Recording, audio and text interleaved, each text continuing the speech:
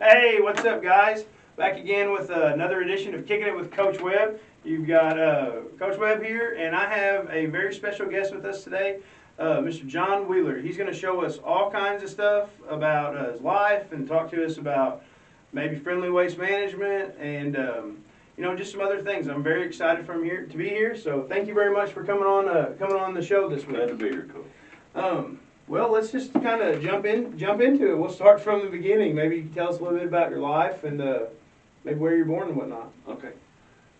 Before I begin, he didn't ask me to say this, but I'm going to say it and embarrass him. But the reason that I wanted to be here is because of the admiration that I have for this young man. He does a lot for the community of Kennett, for Kennett schools.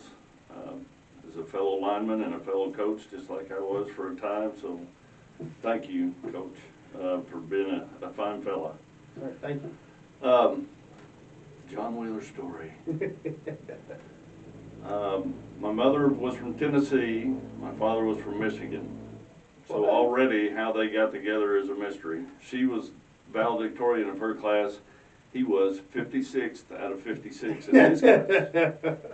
Not because he wasn't intelligent. He was a farm boy and he had 2 jobs. He did, uphill both ways. He was literally that guy. She went to Memphis State. He ended up in the Navy, and then they met. And here I am this many years later.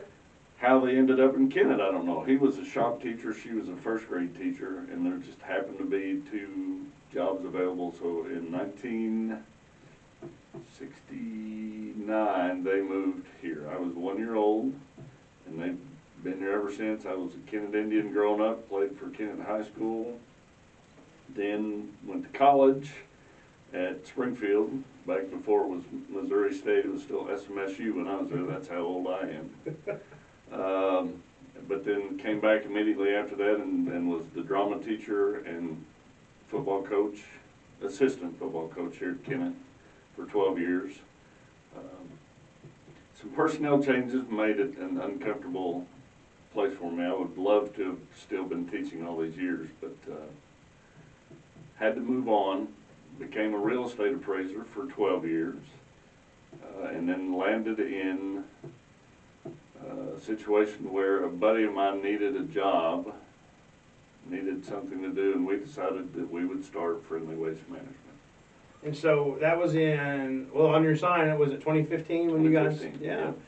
So you kind of do things, so how many years you been doing that now? 20, so 5. So I guess based on your role, you've got about 7 more years. That's right, then I gotta do something You else. got to move on from there, right? Yeah. But, okay, so that's cool. So you did all them things. And, when you were a kid here at Kennett, what was maybe, who'd you look up to when you were a kid, maybe, growing up? In school, of course, when you're little, you don't know that you're looking up to people, but I adored all my elementary teachers. When you get a little bit older and start realizing that there are teachers you need to admire and teachers who are maybe not as admirable. Not that all teachers aren't doing a great job, but they're just, there's that 1 or 2 teachers that really, for whatever reason, connect with you. Sure. There was a sophomore English teacher named Meta Cash, who, this gruff exterior you see here, this football legend, is really a poet at heart, and Meta Cash taught me to love poetry, which is why I then became an English teacher. She was a great inspiration. There was a teacher that would be on a lot of people's inspiration list named Joe Newman, who was super talented, the drama director here. Just a brilliant man who was very inspiring, which was what made me want to be the drama director. So were you, in Kennett, a lot of people, there's people from all over watching this thing. So in Kennett, drama's a big deal, like the play, the musical, all that stuff, it's a big deal. It's a huge production. There's a good sized budget for it, and you go, and it's a very well run. It's amazing. It looks bigger than just a high school Yeah, thing. It's a nice deal. Kennett has So- forever had a So, good so when you were doing it, so you were a part of I mean, were you running those? Were you? Yeah, when I came back to teach, I directed the fall play and then directed the musicals first with Loretta Sexton, who was super talented, super wonderful to work with. Then she retired. Oh, like back then, Yeah, Oh, wow. she came back Okay. to do music, and I think she may have even helped with the plays a little bit, but she retired Really? and got replaced, and that's when I'm obviously not gonna mention any No, yeah, names, that's bridge okay. under the water, or water under the bridge. But her replacement was, she and I were not as compatible. Red and I were thick as thieves, Sure. and so that's when I started looking for other opportunities. Yeah, and I mean, and that's okay. I mean, because you know you've moved on and doing cool stuff for now, and that's good stuff. So let's so you mentioned playing football. You mentioned so when you were in high school, were you? I'm assuming you know you were a part of the play. Is there any stories from that era that you'd like to share with us about that? I had a whole bunch of things that I probably shouldn't share just jump into my mind.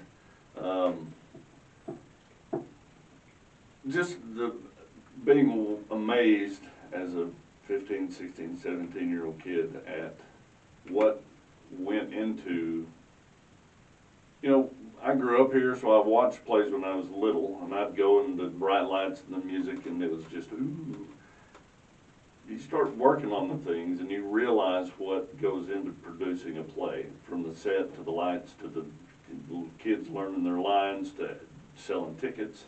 It's amazing, and it got in my blood. I did a lot of it, not on stage, but backstage when I went to college. And then it's just even more amazing. So when I came back to Kennet, I wanted to continue the tradition. It had faltered a little bit. Mr. Newman had moved on. Mr. Crum, who came back for a while, he had moved on, and the guy that replaced him wasn't quite as passionate about it because he wasn't from here. He didn't know what Kennet drama was supposed to be, and so he kind of limped through for a couple of years. So when I was hired, I wanted to bring it back. I'll toot my horn a little bit, although it's not really tooting my horn, but when I came back in '90, there was one drama class that had 17 kids in it. When I left at the end of my 12 years of teaching, all but one senior took drama. So there's 122 drama students. And we did some, even though I didn't get along with Beretta's replacement, she and I, and then Beretta and I before that, mostly because of their talent, put on some incredible shows. Yeah, I mean, and that's cool. Like that's really saying something. You know, I always think like, you know, it's really saying something when kids want to be a part of what you're doing. Like, you know, I mean, like that's. Which is why I tooted your horn earlier, because I don't know how many kids you had in track, like 7,000 or whatever. Kids want to be around you because you create a successful environment and a healthy and loving environment, and that's wonderful. It's pretty neat. I don't know. Yeah. I know you don't want to. Yeah, you that's don't want okay. to brag on yourself. I'm going to tell you one story about drama that's really this. You asked for stories. This is my favorite story from when I was teaching. Okay. One year we did a musical called The Secret Garden. Beretta knew the guy that was the musical director at Jeff City. They were doing The Secret Garden. Their production was about 2 weeks before ours. And so he was running her down, he was teasing her the whole time. We'll send you a video so you can see how to do it. Just teasing all the time, sending her messages. And it was really before email. I mean, I guess there was email, but it wasn't very common. But he'd call her and just tease her about how us podunks down here in Kennet, we'll show you how to do it. And so they did their production and filmed it. Oh, back when you put a VCR tape in. Yeah. And mailed us their production and said, just in case you need this. So then we did ours and videotaped it and sent it back, and we got permission, and we called in every kid that was in the show because they knew about this rivalry that was going on. And we called them out of class and we sat everybody down and we read them the 3 or 4 page letter that this guy wrote, apologizing and saying, I did not know that high school drama could be done like the kids were that talented and Beretta was that talented, Dang. the show was that good, so. So yeah, that was cool. I mean, that's a Oh, yeah. suck it, Jeff City. Yeah, I mean, you talk about like, what do they say? Like that's what is it? Like the best respect or something you can get, or is like admiration from your peers or whatever, you Right. know, and something like that. And that's was cool. And pretty cool. I bet them kids were so proud of themselves too. Yeah, and they should have been. I mean, that's the reason I can say Beretta's talented, because she is, and I can pat myself on the back. But the reason that Kennett drama has always been good is because, I don't know if there's something in the water. I don't know if it's all the Roundup that the kids breathe. I don't know what's going on, but we have forever had this constant stream of kids who are not only interested in being a part of it, but talented enough to carry it off. Yeah, So, that's it's really great. cool. It's really great. There are some schools, you know, you and I could probably sit here and name 10 schools who are always good at football. Yeah, Doesn't matter. doesn't matter, Always yeah. good at baseball. Kennett's just always had drama. Yeah, and that's cool. I mean, like, and I think you see it in, like, I think that plays over in some other areas of our community too. Like, you know, in some places, you know, people are like, oh, like, you know, where drama kids wouldn't be as cool, you know, or whatnot. Maybe they get picked on some or whatnot. But here, like, I feel like, you know, they're more open to that kind of stuff, which is great. And then you see, like, in the community, people, I don't know. I think there's a lot of people in the community who are always willing to help others. And well, like last night, I'll tell you this. Like last night, my truck broke down. I was sitting in a Taco Bell drive-thru, truck broke down. Like some little sensor or something messed up, and then it wouldn't start anymore. And I was pushing it to the gas station because I didn't know a sensor went out. I thought I ran out of gas, which I still had a quarter of a tank, but I just thought maybe my gauge was messed up. So I pushed it over to the gas station. So I'm pushing. And like, the person who stopped to help me was one of these dudes who walks through town and his wife rides on one of them rascal scooters. The next thing I know, he's like, "Oh, I'll help you." I didn't even ask, but I was just pushing my truck. This dude just shows up and helps. And you see that. Like, I mean, there's a lot of people willing to help. A lot of people are open-minded about a lot of good things. I mean, not everybody, but, you know, nowhere's that way. But I've noticed that about Kent. Like, if somebody needs something, they're going to help. They're going to be open-minded about things a lot. Not all the time, but a lot of the time. More so than not, at least in the experience that I've had in the last 4 or 5 years. Yes, I agree. I love it growing up here. Yeah, it's a good place. People, you know, growing up not from here, like, I don't know if other people like, but a lot of times you don't realize how good a place it is because, like, the news, like, you know, KFAS 12 and a lot of other places, all you ever see is like, well, this person got murdered, or, you know, or this and that, like, you know, for ratings or whatever. Like, if people could see the other part, like, I'm serious. Like, when Coach Pixley moved here, I called him and I was like, "Dude, you're going to Kennett? Like, what are you doing? Like, are you crazy?" He's like, "No, I think it'll be okay." And I was like, "Okay."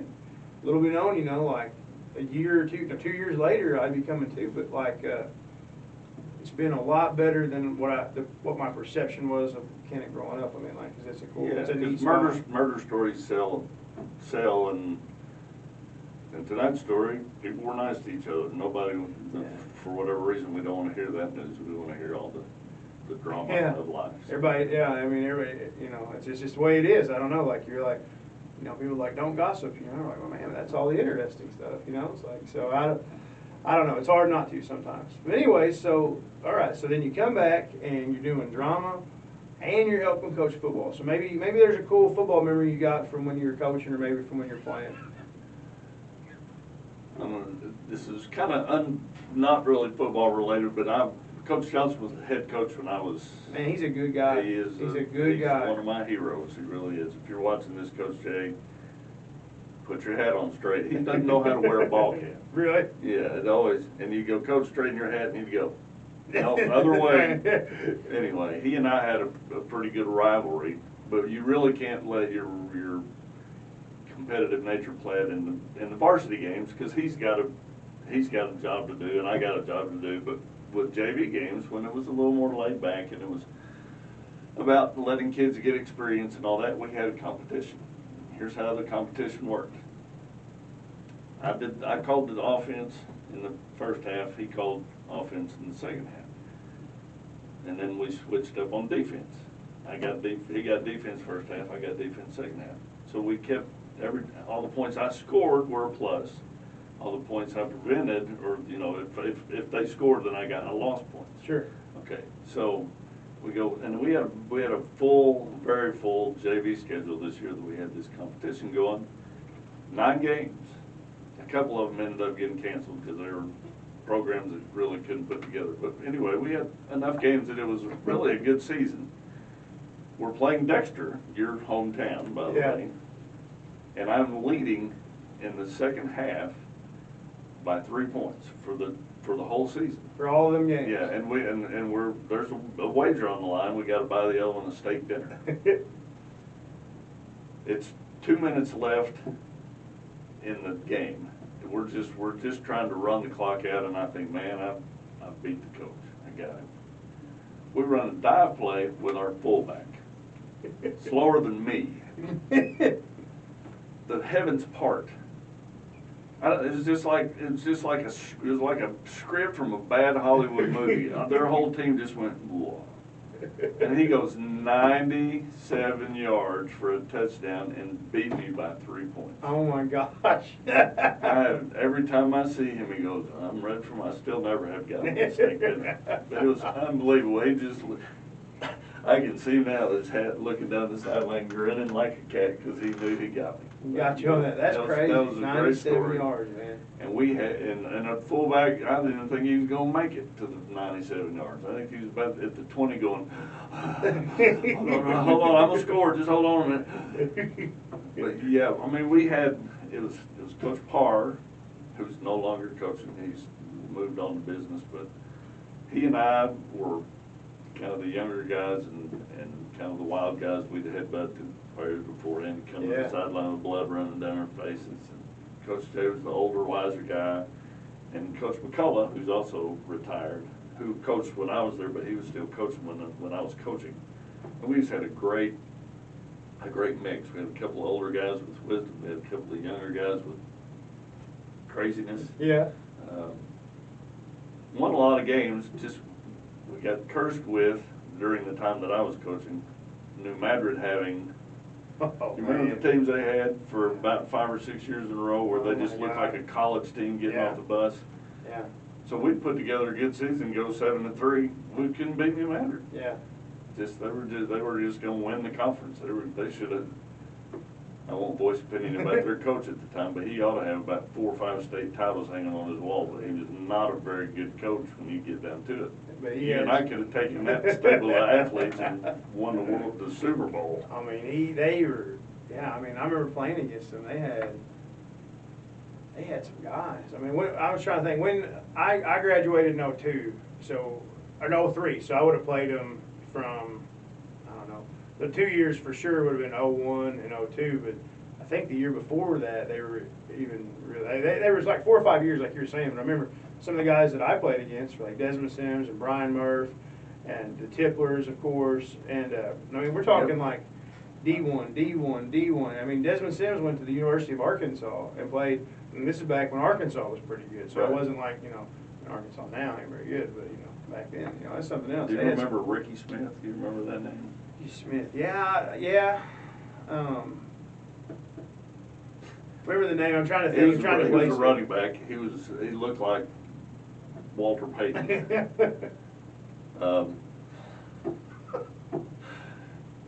Pre-game, we're standing in the midfield, and they're New Madrid's running plays. Well, Coach Jay and Ricky kind of knew each other a little bit. So Ricky, they're running plays. Ricky comes back to midfield and shakes Coach Jay's hand and said, "I'm gonna score on you tonight, Coach. First play." Yeah, get on back over there, Ricky. They're playfully messing with each other. Sure. First play, he breaks it. He comes running down our sideline and has the wherewithal, as he passes Coach Jay, to say, "I told you I was going to score," and he did. And he took it first play. He went and scored. Yeah, sure did. And we knew who he was, and when the crowd had all our people had signs that said Ricky who. He answered that question first play. First play, they knew. But as he flew by Coach, he said, "I told you I was going to score." Yeah, they had a stable of athletes. But anyway, that's something else. Good times with that group of coaches and the young men that came through. It was a great time. It sounds like it. So what'd you say you did before you did the trash? Let's briefly touch on Okay, that. so I moved, I felt inspired to move away from teaching. I don't know if this is if there can be religious overtones, you mentioned church, but I was. We can talk about whatever I you was want. pretty unhappy Sure. teaching. So my prayers were for, I never need to be a rich man, but I needed to take care of my family, and so my prayers were, at the time, God, if I can just find something that will allow me to continue to live, take care of my family like I am now. We were at a teacher orientation day, all the kids were home, and I was, just to tie it all together, I was on a note, wasn't paying attention to the speaker, I was writing up football plays. I was around football plays. Miss Edgington, who I know you know, she and I had gone to school together. She knew because I saw her, she and her husband socially, she knew I was unhappy. She turned around at this orientation meeting and said, John, I know you're unhappy. She said, you ought to look into being a real estate appraiser. It's out of the blue, huh? Leave me alone. Yeah, and I had I knew what they did, but I didn't know anything about it. So Karen, pay attention. Yeah. That night, Beretta, who had retired, whose husband had been a real estate appraiser, who had passed away, that same night, I hadn't talked to her in 6 months, Beretta called and said, John, we're getting a lot of calls for appraisals up here. I know you're unhappy. You ought to be a real estate appraiser. And I went, got it. And I literally hung up the phone. You were in the kitchen, and I looked under the row of cabinets, and I said, I'm going to turn my resignation in tomorrow. I know what God wants me to do. So then you just went and appraised real estate? Yep, went to school. I taught to the end of the school year.